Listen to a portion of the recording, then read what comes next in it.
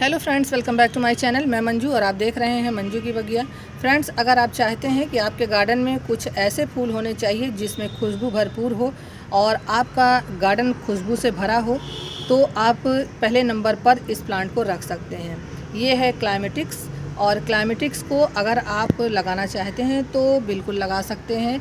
ये एक वाइन है और इसके फूल कुछ इस तरह से सफ़ेद रंग के होते हैं, लेकिन कलियों से ये भरे होते हैं और जब इनमें फ्लावर खिलते हैं तो खुशबू इनमें बेशुमार होती है। आज मैं अपने इसी प्लांट को आप सभी के साथ शेयर करने वाली हूँ। तो अभी मैं इस प्लांट के पास बैठी हूँ। मेरा पूरा गार्डन खुशबू से भरा हुआ है और महक रहा है। मैंने इसे लगाया है, कैसे लगाया है और किस तरह से बचाया है, और आगे भी मैं इसके लिए क्या कर सकती हूँ वो मैं इस वीडियो में बताने वाली हूँ।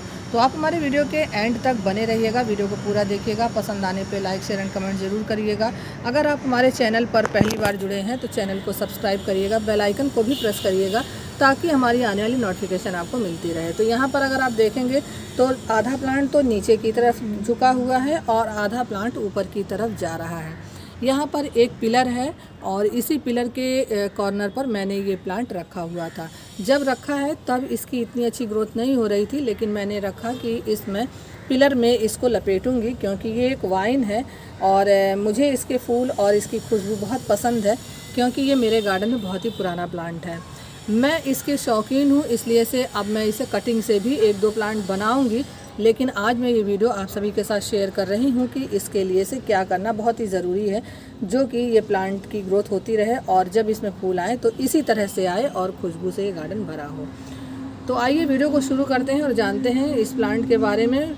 मैं इस प्लांट को नर्सरी से जब लेकर आई थी तो बहुत छोटा सा नाजुक सा था, इसमें 2 या 3 नोड होगी, इस तरह से प्लांट था और मुझे पता भी नहीं था कि ये इस तरह से फ्लावरिंग करता है और इतनी इसकी खुशबू बेशुमार होती है। मैं लाई और ला करके मैंने इसे अपने गार्डन में लगाया। ये एक ही बार लगाने से इसकी जो वाइन होती है, यानी जो लता होती है, वो बढ़ने लगी और प्लांट बहुत ही जल्दी ग्रोथ कर गया। जब मुझे लगा कि ये वाइन है और मैंने इसे लगाया है, तो पहले तो मैं इसे किसी चीज़ के सहारे नहीं चढ़ा पाई। ये नीचे ही इसी तरह से फैला और फैलने के बाद में इसकी ग्रोथ हुई।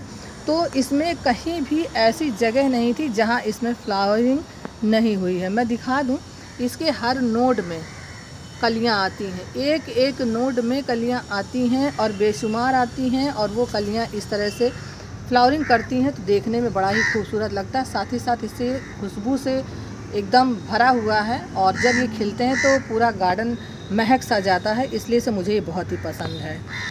अगर आप इसे लाते हैं तो अच्छी वेल ड्रेन मिट्टी में लगाइए। ऐसा तो सभी प्लांट को ज़रूरी होता है कि मिट्टी और सैंड और उसमें खाद होनी चाहिए, तभी प्लांट आपका ग्रोथ करता है। सेम उसी प्रोसेस से आप इसे लगा सकते हैं।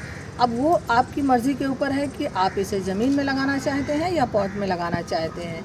मैंने इसे पॉट में लगाया है क्योंकि मेरे पास कहीं जगह नहीं थी इसे नीचे लगाने की, इसलिए से मैंने इसे पॉट में लगाया है।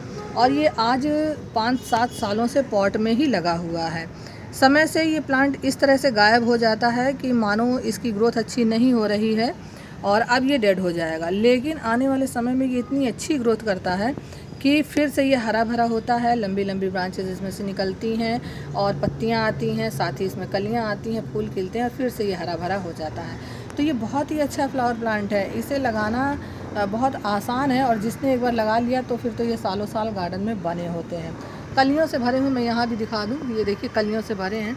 मेरी थोड़ी कमी हुई कि मैं इसे समय से यहाँ सपोर्ट नहीं दे पाई। देखिए फिर भी मैंने रस्सी बांधी हुई है और एक वाइन मतलब एक बेल को मैंने चढ़ाने की कोशिश की है, लेकिन ये इस तरह से लपट गए थे आपस में कि मैं इन्हें छुड़ाना नहीं चाहती थी, यानी अगर छुड़ाती तो ये टूट भी जाते, इसलिए से मैंने ऐसे ही छोड़ दिया। और मैंने कहा कि अब ये अच्छी फ्लावरिंग कर लें, उसके बाद ही मैं इन्हें कुछ करूँगी। तो वेल ड्रेन मिट्टी में लगाइए और इसे अच्छी सनलाइट दीजिए। जब ये अच्छी सनलाइट खुले आसमान के नीचे होता है तो प्लांट अगर किसी भी तरह से ख़राब भी होना होता है तो वो अपने आप को कवर कर लेता है और समय से उसकी ग्रोथ होने लगती है। सेम यही प्लांट ये भी करता है। अगर ये मैंने कहा कि गायब हो जाता है तो यानी कि विंटर सीजन में ये डोरमेंसी में होता है, उस समय इसका प्लांट गायब हो जाता है। इसकी जो ब्रांचेस हैं वो सूख जाती है। मैं सूखी हुई ब्रांचेस भी दिखा देती हूँ। ये देखिए इस तरह से इसकी ब्रांच सूख जाती है और फिर इसी में देखिए यहाँ पर इसके नोड से 2 ब्रांच निकली हैं। तो सारी जो इसकी ब्रांच होती है वो सूख जाती है और सूखने के बाद फिर से ये हरी होती है, इसमें नई ब्रांचेस आती हैं और फिर से ये फ्लावर खिलने लगते हैं।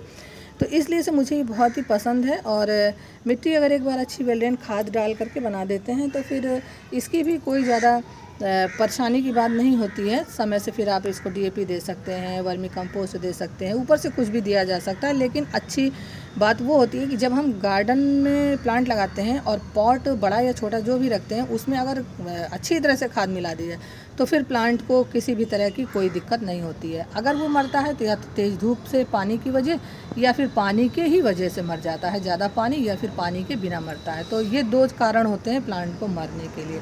अदरवाइज़ अगर आप इस तरह से इसकी देखभाल करते रहते हैं तो इसकी ग्रोथ होती रहती है। अब मैं बता दूं कि उस बार जब मैंने इसकी मिट्टी में खाद मिलाया था बस वही मिला हुआ है। मैंने इसमें अब की साल कुछ भी नहीं दिया, ना डीएपी दिया है, ना वर्मी कंपोस्ट दिया है, ना मैंने ऊपर से कोई लिक्विड फर्टिलाइज़र दिया है। और फिर भी इसकी ग्रोथ आप देख सकते हैं कितनी अच्छी है। तो आपको अगर यकीन नहीं होता है तो आप नर्सरी जाइए, वहाँ से आप इस प्लांट को ले सकते हैं। अब मैं इसका नाम फिर से रिपीट कर दूं, ये है क्लाइमेटिक्स।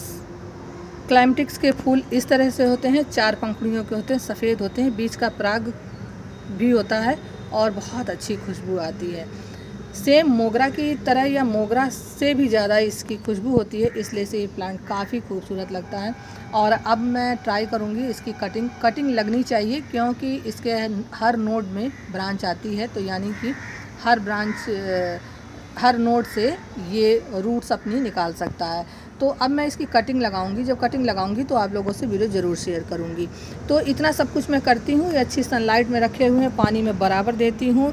और जब गर्मी थी तो मैंने पूरे प्लांट को अच्छी तरह से शावरिंग करके पानी देती थी। और अभी तो बारिश का समय है तो इनमें अच्छी बारिश पड़ती है तो ये ऑटोमेटिक अपनी ग्रोथ करते रहते हैं। बस इनके जो पॉट हैं उनका ध्यान रखना है। मिट्टी अगर सूख जाती है तो उसे पानी देते रहना है। तो किसी भी प्लांट को लगाना और उसे फ्लावरिंग के स्टेज पर लाना और उस फ्लावरिंग को एंजॉय करना, ऐसा कोई बहुत बड़ा क्या कह सकते हैं कि मतलब बहुत बड़ा रॉकेट साइंस नहीं है। बस थोड़ी सी केयर, थोड़ा सा प्यार, थोड़ी सी देखभाल और आपका गार्डन फूलों से भरा होता है। अगर खुशबूदार होते हैं तो खुशबू से भरा होता है, जैसे हमारा गार्डन ये फूलों से और खुशबू से भरा होता है। तो बस यही थी हमारी आज की इस वीडियो में, और फिर मिलते हैं किसी नेक्स्ट वीडियो में नेक्स्ट टॉपिक को लेकर के। तब तक के लिए बाय।